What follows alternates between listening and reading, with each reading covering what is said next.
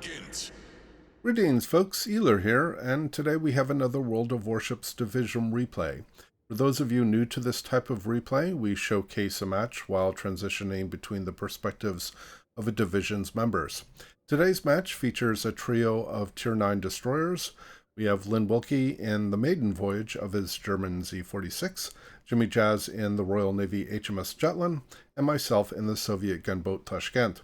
We are the only destroyers on our team for a domination match on Shatter. There are no aircraft carriers, but there is a lot of opposing radar. 5 ships, in fact, including all 4 of the opposing cruisers plus the USS Black. Lynn Z-46 has a torpedo-centric build, which he is definitely going to take advantage of. He combines the Torpedo Armament Expertise Commander skill and the Torpedo Tubes Modification 3 upgrade to give him a 68-second reload time on his torpedoes. Jimijaz's Jutland has a blended build combining Survivability Expert for ship endurance, radio location for destroyer hunting, and he takes the main battery modification 3 upgrade to improve the reload on his guns. My build in the Tashkent combines Survivability Expert and Superintendent for endurance, and I take Advanced Firing Training and IFHE to support my gun systems, and as well as the Engine Boost Modification upgrade so that I can enjoy extended high-speed antics typical of the Soviet gunboats. Highlights today, this is going to be a close match that is going to get decided late in the last minute of the game, and it's going to showcase that Lynn, despite being in a stock ship, is going to do really well and definitely carry his weight. We start with Lynn as he has entered the Alpha Cap. He is located, which is not unusual at these upper tiers. A lot of destroyers do carry the radio location skill. He is now contested, and then he is radared. So it could be any of the ships, but we suspect it's either a cruiser that's masked or, more likely, the Black. We see a set of torpedoes that are coming. Lynn has already activated his hydro, and given the speed of 2 sets of 5 torpedoes, that is certainly the Black. So the Black is here at the Alpha Cap. Lynn needs to get out. The Black is backed up by a Des Moines and a number of other ships. In fact, that Des Moines is going to be kind of a thorn in our side. You can see me and the Tashkent here on Lynn's bow. And I'm going to be working to try to get that Des Moines out of the way. The Des Moines actually takes a lot of early damage. In fact, he's just activated his radar there as well. And so we're going to transition to Jim's perspective in the Jutland. He went off to the Bravo Cap and has successfully secured Bravo for the team. And then Lynn, Jim, and I were in conversation, obviously, on voice communications. And Jim is going to come over and try to support the Charlie side of the map. Come back to my perspective in the Tashkent, where I'm doing kind of the traditional Soviet gunboating thing, and here's that very pesky Des Moines, who's going to be kind of dug in like a tick on the south side of Alpha, and I really wanted to push farther south here so I could have some sustained fire on him, but the opposing team has way too much force south of Alpha, and I'm not able to move south very far to be able to keep pressure on the Des Moines. I do fire on him occasionally when I see him. We do also now see the Black. I think he's being radared by our allied Des Moines. But really it's this opposing Des Moines that's on the south side that's really going to be, like I said, a major thorn in our side. I had AP loaded there because I was planning to fire AP at a broadside Des Moines, but that looked like he was going to go into Ireland cover again, so I switched to HE to put some pressure on this Alaska. Alaska is running a camo I don't recognize. Hopefully one of our viewers will recognize what this camo is. I don't know if this is from some event. We're going to come back to Lynn here on the Z-46 as he's going to move back into Alpha after the opposing Black did secure the cap. He at least wants to get it contested. Even if he doesn't take it right away, we want to at least keep the opposing team from getting points in the cap.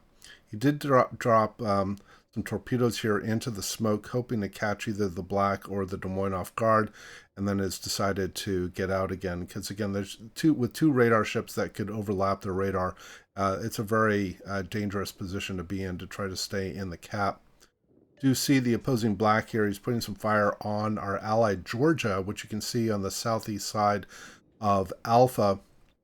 And that Georgia, again, is wildly overextended, but his presence is actually going to be very key here to unseat the Black and especially the Des Moines. So the Georgia did take at least one torpedo from the Black, and the Georgia is going to continue to push in. Lynn has decided, rightfully so, that it's pretty safe now to push back in. The Cap, both the Des Moines and the Black, really are focused entirely on the Georgia. Lynn's going to open up here, try to help get this Des Moines down. We do need to get this ship out of the way as quickly as we can. We are going to lose our... we do take down the Des Moines, but we are going to lose our Georgia here very shortly as well, because he's now front and center for the capital ships that are on the south side of Alpha. But thanks to his sacrifice, our team is now going to be able to get Alpha and be able to start pushing off this this west flank. There goes our allied Georgia. We're going to transition over to Jim's perspective in the Jutland over at Charlie, because we've been in sort of this prolonged standoff. Jim is going to try to push off the opposing Kitakaze here with some gunfire, hopefully unseat him, or at least get him to retreat some. Our biggest problem right now at Charlie is that we have 3 battleships that are up on the sea line that basically are in no position to be able to support us very well on that Cap, and that is actually a significant frustration for our team during this match. I'm going to come to my perspective in the Tashkent, where I'm continuing to put on some flanking fire on this opposing west flank. We do briefly detect the opposing Black, trying to get some more shots in on him. But what I'm going to do is hang around Charlie for a little, or I'm sorry, around Alpha, and try to just at least defend the Cap and keep the opposing capital ships from pushing up. And then we switch to Lynn's perspective in the Z-46, as he's now going to move over to Bravo, because the Bravo Cap, which Jim took earlier, is now being contested by the opposing Udaloy. So Lynn is going to head over to Bravo to defend the Cap. And we're going to switch to Jim's perspective here in a moment, because as far as we're concerned, Charlie is a loss. We don't have enough close support at the Charlie Cap. Again, you can see these 3. In fact, here we've just switched to Jim's perspective. We've decided at this point that we can't contest Charlie. It's just a standoff. We're just sitting in the Cap, not doing much. The Allied battleships are just milling around very far north of the Cap. In fact, you saw Jim ping on the map there. They're basically in no position to support us. Our Allied Cleveland is almost dead. He's down to just a few hundred hit points. I'm going to switch back to Lynn's view. So Jim is coming back to Bravo as well to help defend. And here, Lynn actually gets a torpedo on a ship. I think it was the opposing Georgia on the south side of Alpha. And we do successfully push out the Udaloy, which is definitely very helpful. One thing I should note here, I mentioned earlier how Lynn has a torpedo-centric build. One of the benefits or the advantages of the Tier 9 and Tier 10 German destroyers is that they have the fastest torpedo reload of the Tier 10 destroyers, and Lynn is definitely taking advantage of that during this match, and he will continue to do so. Switch to Jim's perspective, as he's now putting some fire on the opposing Udaloy to again continue to try to push him off. In fact, we are going to take out the Udaloy here very soon. We do have a couple of allied radar ships, a Des Moines and an Alaska, both of which are right now very healthy, but that's going to change here relatively soon. We've switched briefly to my perspective in the Tashkent, as we've now successfully pushed off the west flank, and I'm in a race now to try to get on the back flank of the opposing team south of Bravo, so that I can continue to try to push them farther east and try to keep them out of the way. Switch back to Lynn's perspective briefly in the Z-46, as our allied team is now just taking down the Udaloy, so that's another opposing destroyer out of the way.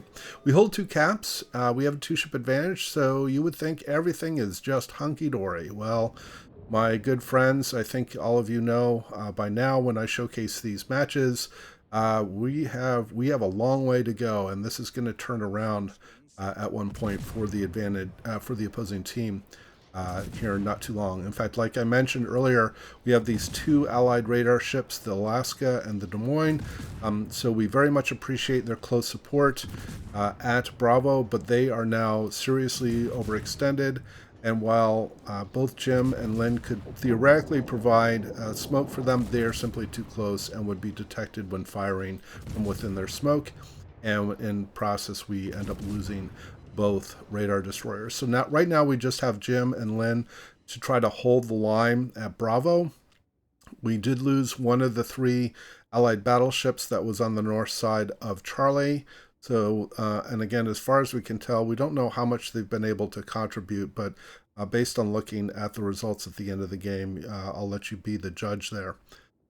So you can see my position in the Tashkent south of Alpha, and we're going to transition to my perspective here. In fact, we're going to do it right now, as I'm just starting to be able to get into a flanking position and put some pressure on these opposing ships.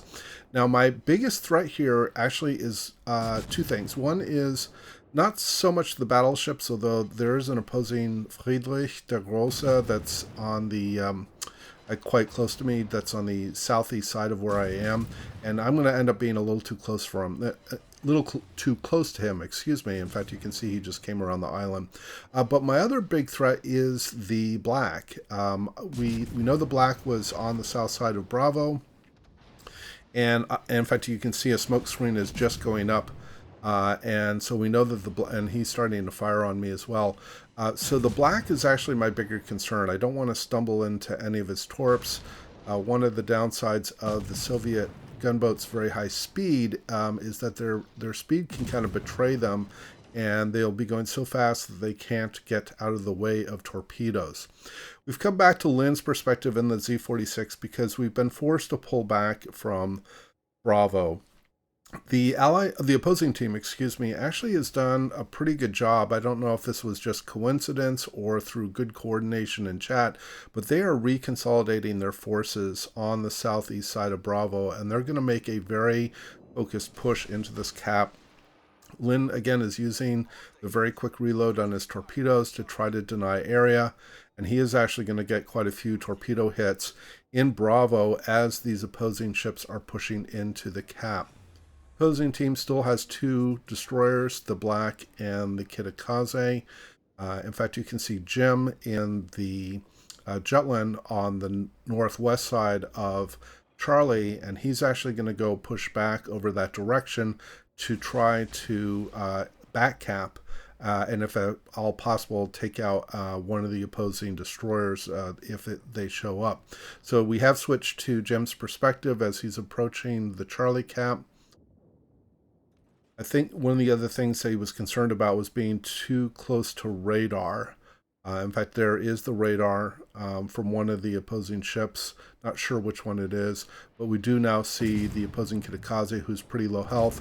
Jim has most of his health, although the Jimijaz is a formidable gunboat, and why he's not firing means that he's sending torpedoes, and he frankly should have been focused on using his guns, and Jim is able to take him down. So now we know that at least one of the two destroyer threats on this side are taken out. The radar does go down, and Jim is able to slip into the Charlie cap and will take it for us. Switch back to my perspective briefly, just so you can continue to see that I'm trying to keep pressure on the opposing team to try to push them off of the Bravo cap, or at least try to put fewer ships into Bravo, both the Moskva and the Friedrich.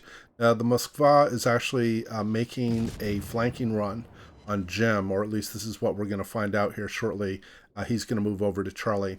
Switch back to Lynn's perspective as he's again getting more torpedo hits into Bravo. In fact, last time we were with Lynn, he was just barely over 30,000 in damage, and now he's up to almost 70,000. Continues to dump a lot of torps into this cap, try to keep it reset. There's 4 capital ships that we can see right now within Lynn's torpedo range. Does have one of the opposing ships is firing blind on him in the smoke, but fortunately misses. And like I said, Lynn is going to continue to get a number of torpedo hits here. We're going to switch to Jim's perspective because now he did get Charlie, but he is now being radared by the opposing Cleveland. And we're going to see, in my opinion, one of the challenges that the Tier 9 and Tier 10 Royal Navy destroyers has with their very low caliber guns, even with IFHE, they can have some challenges taking down ships that are kind of bow on, like this Cleveland is. He is landing a number of shots, but presumably either between shatters and and damage saturation, he's having some challenges getting the Cleveland down, but he is going to take him down here in just a few moments with a couple more shells. There he goes. But Jim ends up taking a lot of damage. He's caught on fire again. He just used his damage control, and you can see the opposing Moskva is now coming around the corner. We also know that the opposing Black has moved into Charlie.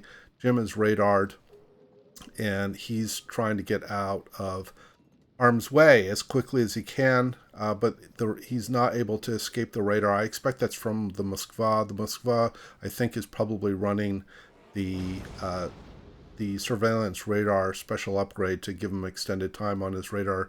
Jim has taken a couple more salvos, but the Moskva is going to get a couple more shells on and take Jim down. So Lynn and I are now going to work our very hardest, now that our team has a ship deficit and is losing control on 2 of its caps. Lynn and I are going to do our very best to make sure that Jim's loss is not in vain. Lynn is having to send more torpedoes here on the opposing, I think that's the Iowa, having to escape his smoke. Does land 1 torpedo right on the stern with flooding, and I think with this next one he does end up taking down the Iowa. I could be mistaken. Yes, he does get the Iowa down. And so now our team has lost both Bravo and Charlie, and the opposing team has moved into Alpha. So we're getting no points from any of the caps. We were at almost 900 points, so we have a significant point advantage. But the opposing team is making a very good coordinated effort to bring this back for their team. I've switched to my perspective in the Tashkent as I'm putting flanking fire on the opposing Richelieu, trying to keep the cap reset. Switch to AP here, hoping to get a little more alpha damage. We want to try to get this Richelieu down as quickly as we can. And then both Lynn and I lose sight on the Richelieu, and Lynn, I'm barking to Lynn in the voice comm saying, hey, can you get eyes on the Richelieu? We want to continue to get cap resets and set them on fire and all that. But we don't see him for actually quite a while, and it's going to turn out that he turns around very quickly. I think this is a reflection of one of the strengths of the French battleships is their agility. And there you can see the Richelieu is turned around in a very tight quarters, I might add. And so we're going to get a few more shots on him here to get some more resets. And then we also have the opposing Musashi, which is just fired on me. He actually gets a couple of shells on me. I'm a little too close to the Musashi. I'm going to have to start bleeding off here to avoid taking too much more damage. Right now the focus is on the Richelieu. I really want to get a fire going on him. He's the lower health target. He's also the one that's actually in the cap. Lose sight on the Richelieu again. I take a couple of shells from the Richelieu, and then I know that the Musashi is going to fire on me as well. I'm going to put some shots on him. Do get a couple of fires. Here comes the salvo from the Musashi, and he gets a pretty good clip on me. So I'm down to about a third of my health. I do have 1 repair party charge remaining. So I'm going to be able to get some of my health back. In fact, one thing I realized as I was preparing this replay is that I didn't take the, I believe it's the India Delta signal or the India Hotel signal. It's the one that provides additional repair additional repair damage when you run that signal and have the repair party consumable. In fact, I did not have that signal mounted, which was kind of a mistake, and I now have that corrected.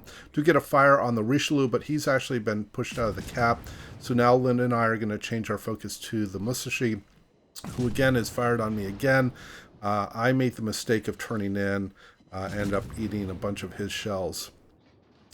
And he's got me down to about a quarter of my health. I'm going to send some torpedoes here, and I've gotten a fire on the Musashi.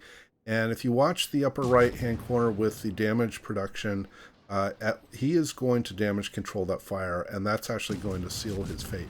Here comes the next salvo. I'm trying to bleed out, so I try to avoid some shells, take a couple more, but there's Wither, so the fires have paid off, but what we really need right now is for us to sink things. We do still technically have the lead, but that is going to change here in just a moment. So I managed to get another fire on the Musashi, which is now unrepairable, and a torpedo with flooding, but he hasn't gone quite down yet. You can see that at this point, we are going to lose. We lost the third of those 3 battleships that were floating around on the north side of Charlie. That put the opposing team, briefly put them ahead, and then in quick succession, both I and our allied Henri sink a ship, and that puts us in the lead, and we're going to end up finishing the match from Lynn's perspective as he sails away in a very close and satisfying match, maiden voyage in his German Z-46. So a very well played match. Our division comes in top XP for our team, and I'm very proud of both Lynn and Jim. I think they did a really good job. This was actually, I think, my highest damage game in the Tashkent as well, so I felt quite good about my own performance. You can see here Lynn landed a lot of torpedoes, got quite a bit of flooding, used his guns a lot as well, so racked up almost 130,000 in damage. And I'll leave the stats up for everybody here from the team. So I hope you enjoyed the replay and the commentary. Please do leave your comments below, and as always, we hope to see you out there, and we wish you happy sailing.